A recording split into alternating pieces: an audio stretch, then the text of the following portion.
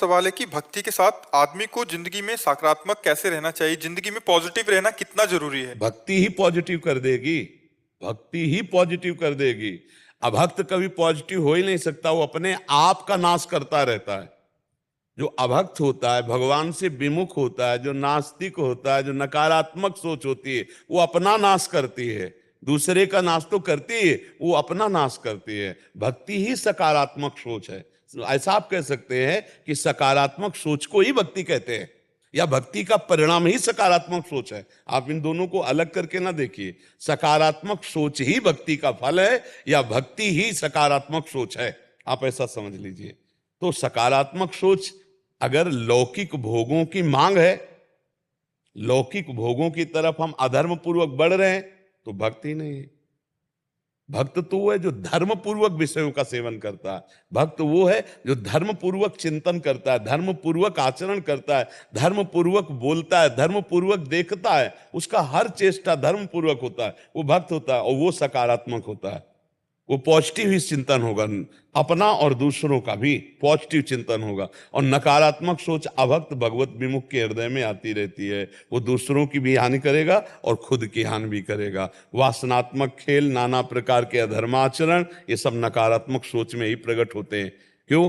परमात्मा में, आत्मा में सुख का अनुभव नहीं हो रहा, तो इसीलिए तो पापाचरण हो रहे हैं, इसीलिए बाहर भटक रहे हैं। और जब भक्ति का सुख मिलता है तो निज सुख होता है, मन आनंद में डूबा होता है, तो बाहरी पापाचरण फिर नहीं होते। जब हृदय में, घर में खाने को मिल जाए तो बाहर कौन भटके? जब हृदय में आनंद मिल जाए तो बाहर क्यों भटके? तो सकारात्मक सोच और भक्ति, भक्ति और सकारात्मक सोच, ये एक ही बात है। हमें तो कभी इसमें अंतर नजर नहीं आ रहा। आपको अंतर नजर आ रहा है क्या?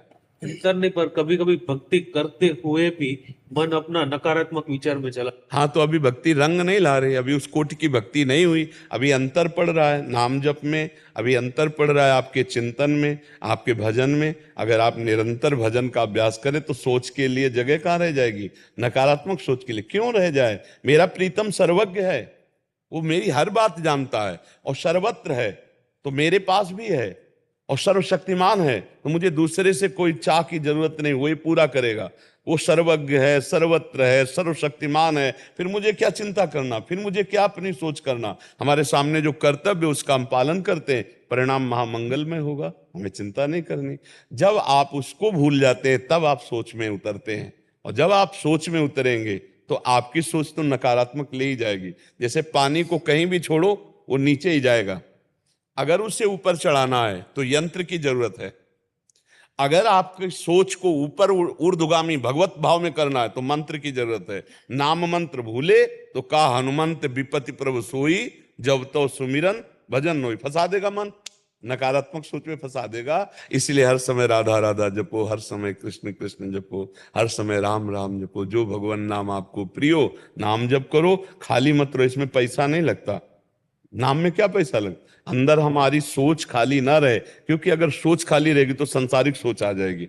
नाम चल रहा है, राधा राधा राधा राधा, कभी सत्संग सुन रहे, कभी शास्त्र स्वाध्याय कर। अब हम जैसे कार्य में लगे तो नाम बीच बीच में बोलने में क्या जाता है? हर 5 मिनट में अगर एक बार राधा बोल दोगे तो आपका धीरे धीरे भजन 24 घंटे चलने लगेगा। क्योंकि एक बार राधा बोला, अब अगली बार 5 मिनट चूक ना जाए, इसलिए कई बार राधा निकल जाएगा। ए, राधा बोलना है, 5 मिनट के बाद खाली नहीं होना चाहिए, हर 5 मिनट में एक बार राधा बोलना है, तो हर समय राधा राधा चलने लगेगा। आप नियम बनाओ, 5 मिनट में एक बार राधा, खाली नहीं जाएगा 5 मिनट। 5 मिनट 24 घंटे में खाली नहीं जाएगा, हर 5 मिनट में हम एक बार राधा बोलेंगे। ज्यादा कठिन नहीं है, 5 मिनट में एक बार राधा बोलना है। तो आप ये करके देख लो, अगर 24 घंटे के लिए मन ना फंस जाए राधा नाम में तो हमें बताना। हर 5 मिनट में एक बार हमें राधा नाम बोलना है, हर 5 मिनट खाली नहीं जाना चाहिए, एक बार राधा बोलना है। तो आपका चिंतन बनने लगेगा कि 5 मिनट हुए कि नहीं, राधा बोलना है।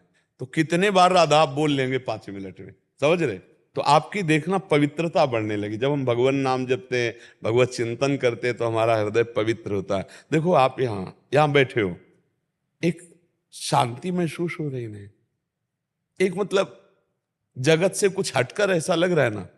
क्यों लग रहा है? क्या है? क्योंकि भगवत चर्चा हो रही, भगवान की चर्चा हो रही, नाम की चर्चा हो रही। और कोई जादू चमत्कार थोड़ी आपको चाहिए, सच्ची मानिए। आपको सिर्फ आपका ज्ञान चाहिए, आपको सिर्फ आपके अंदर जो आनंद है वो चाहिए। अब आप अपने ज्ञान और आनंद को बाहर खोज रहे हैं, दूसरे शरीरों में, भोगों में, वस्तुओं में, इसीलिए खाली हैं। अगर आप लौट पड़े तो आपके अंदर वही ज्ञान है जो बड़े बड़े ऋषि मुनियों के अंदर है, आपके अंदर वही आनंद है जिसे भगवान कहते हैं, भगवदानंद। आप उनके अंश हो, आपको किसी और आनंद की जरूरत नहीं, पर वो समझ पाना कठिन है। इसलिए नाम जप करो, सत्संग सुनते रहो, और जब निगेटिव सोच होने लगे तो आप उसका साथ मत दो। मन के साथ जब हम हो जाएंगे तब फिर हम फंस जाएंगे। मन से अलग होकर, एक गंदा सोच रहा है राधा राधा राधा राधा, वो जलाएगा, उसको सह जाओ, आप पवित्र हो जाओगे। अब देखो, यही हम कहते हैं, भजन का फल आपके विचार हैं। शरीर रोग से ग्रसित हो, विचार निरोग हैं, ए आनंद में हो। शरीर स्वस्थ है, विचार रोगी है, गंदा काम, क्रोध, लोभ, मोह, मद मत्सर दुर्गति है। उसी को ठीक करने के लिए अध्यात्म है। रुपया पैसा से काम क्रोध नहीं जीते जाते, नाना प्रकार की भोग सामग्री से अंदर की जलन शांति नहीं की जा सकती। बाहर की ऐसी चमड़ी को ठंडा कर सकती, हृदय के नहीं। हृदय के सूत्रों को जब हमारे ठंडा चाहिए तो भागवती, बिना भगवान के चरण के हृदय शीतल नहीं हो सकता। नहीं, ऐसे विचार, ऐसे सूत्र निकलते रहेंगे, हृदय जलता रहेगा। इसलिए नाम जप करो, सत्संग सुनो, शास्त्र स्वाध्याय करो, नकारात्मक सोचों को साक्षी भाव से देखो, दृष्टा भाव से वो निकल रही हैं, वो तुम्हें बिगाड़ नहीं पाएंगी। जब उनको स्वीकार कर लेते तभी वो बिगाड़ते हैं। ये सोनी दुबे जी लखनऊ से। अरे सोच क्या रहे हैं, मारिए दनादन। बहुत बहुत बढ़िया, मजबूत खड़ा। प्रियजनों के हित के लिए भगवान जी से कुछ मांगना चाहिए या उन पर छोड़ देना चाहिए कि वो जो करेंगे सही करेंगे हमारे हित के लिए? अरे अपना आपका धैर्य है, अगर आपका धैर्य इतना कार्य करता है कि वो तो सर्वज्ञ हैं भगवान, उनसे क्या मांगना है, वो तो जानते हैं। जैसे माँ को पता है अपने बच्चे को कब क्या पवाना है, ऐसे हम हैं तो सब उनके बच्चे। वो सर्वज्ञ हैं, वो सर्वशक्तिमान हैं, उनसे क्या मांगना, वो जानते हैं सब, समय पर जैसा कर दें। और अगर इतना धैर्य नहीं है तो फिर हमें मांग लेना चाहिए। दूसरे से मांगने से पूर्ति नहीं होने वाली, तो भगवान से। भगवान ने 4 प्रकार के भक्त बताए। एक बताया आर्त, जो अपने कष्ट निवारण के लिए भगवान का भजन करते हैं। एक अर्थार्थी, जो भगवान से संपत्ति चाहते हैं। और एक जिज्ञासु, जो भगवान को जानना चाहते हैं। और एक ज्ञानी, जो भगवान को जान चुके हैं, जो भगवान को प्राप्त कर चुके हैं। तो किसी भी तरह से यदि हम भगवान से जुड़ते हैं तो हमें लाभ तो मिलता है, जैसे संकट निवृत्ति है या अर्थ प्राप्ति है, पर उससे एक परम लाभ ये मिलता है कि धीरे धीरे भगवान से हमारा संबंध दृढ़ होने लगता है, भाव जुड़ने लगता है। तो फिर आगे चलकर एक कामनाएं हट जाती है और भगवत प्रेम हो जाता है, भगवत भक्ति हो जाती है। इसलिए मांगना चाहिए तो सिर्फ भगवान से मांगना चाहिए। और अगर इतना धैर्य है, इतना विवेक है कि भगवान तो सर्वज्ञ, उनसे क्या मांगना, तो फिर इंतजार करो, धैर्य करो, मत मांगो। लेकिन अगर धैर्य नहीं है तो फिर हमें मांग लेना चाहिए प्रभु से। पर मांग तभी पूरी होगी जब आपका भजन होगा, ये भी ध्यान रखो। अगर भजन नहीं है तो फिर नहीं, मांग भी पूरी नहीं। आप सोचो मैं मंदिर चला गया, भगवान से कह के आया हूं, तो ऐसे नहीं सुना जाता। भगवान भी आपकी बात तभी सुनेंगे जब आप भगवान के प्रति भाव रखते हो, आपके पास भजन है, क्योंकि आप सकामता लिए हो, आपको अपनी कामना पूर्ति करानी। तो जैसे बाजार में आपको जाना है ना, और जौहरी के यहाँ से हीरे का माला लेना है, हार लेना है, तो आपके पास दाम होना चाहिए।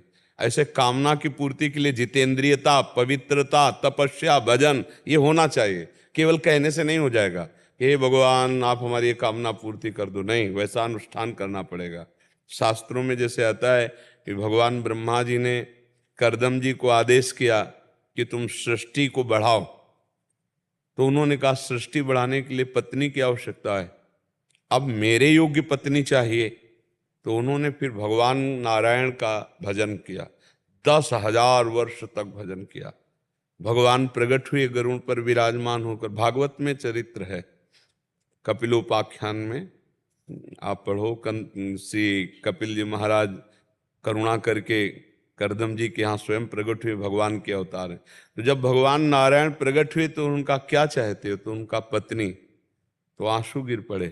तो बिंदुसर वहां बना हुआ है, कि मेरे साक्षात दर्शन करके, और आकांक्षता उन्होंने कहा आदि सम्राट महाराज मनु की पुत्री देवहूति जी परसों आएंगी और वो आपको पति रूप में वरण करेंगे, और आप उन्हीं के यहाँ फिर भगवान अपनी तरफ से उनको परम कल्याण प्रदान करने के लिए कपिल के रूप में आए। कपिल भगवान ने उनको उपदेश करके माया मुक्त करके भगवत स्वरूप में स्थित किया। तो हमारी जो कामनाएं हैं वो ऐसे नहीं पूर्ण होंगी कि हम मंदिर गए फूल माला चढ़ा दिया और भगवान हमारा एक काम हो, उसके लिए तपस्या करनी पड़ेगी।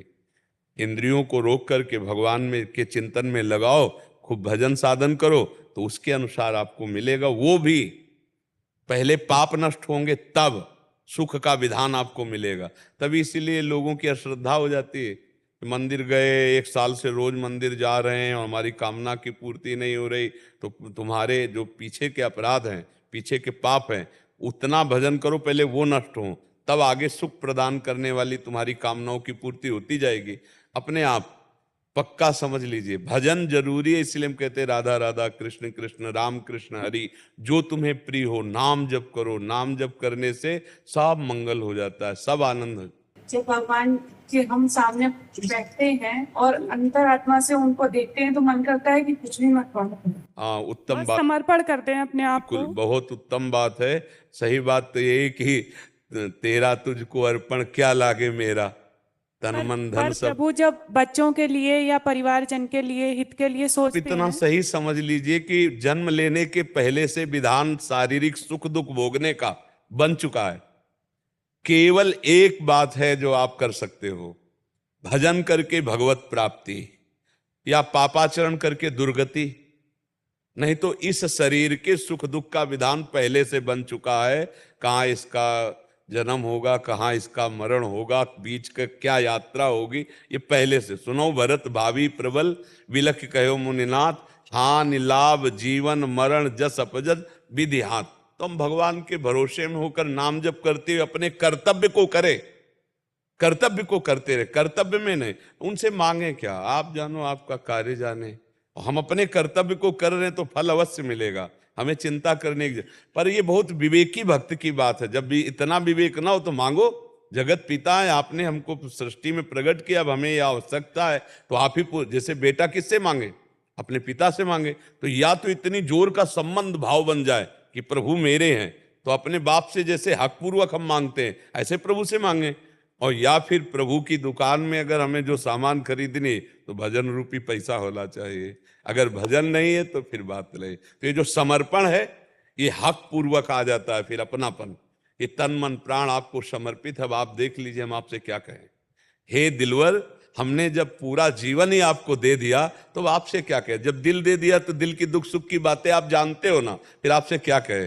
वो बहुत ऊंची बात हो जाती है। और ये बहुत उत्तम है कि आप भक्ति करती हो, नाम जप करती हो, तभी ऐसी उत्तम धारणा आती, समर्पण।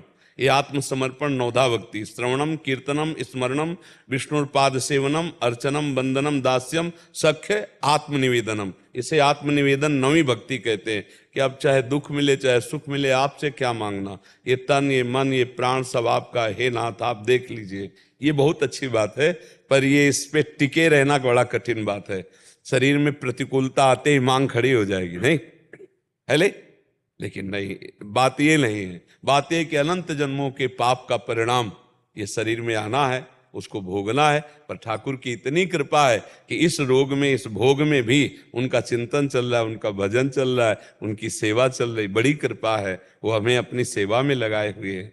तो समर्पण में जो आनंद है वो मांगने जांचने में तो है नहीं। पर फिर मांगे तो किससे मांगे? अगर जिसकी मांगने की इच्छा हो तो हम बार बार प्रार्थना करते हैं, केवल प्रभु से मांगो। ये मनुष्यों से मांगने से क्या हो? तो हम दाता से मांगे, जो सबके दाता है, भगवान श्री हरि से मांगे, प्रभु से मांगे। जी प्रकृति जी, श्री हरिवंश श्री हरिवंश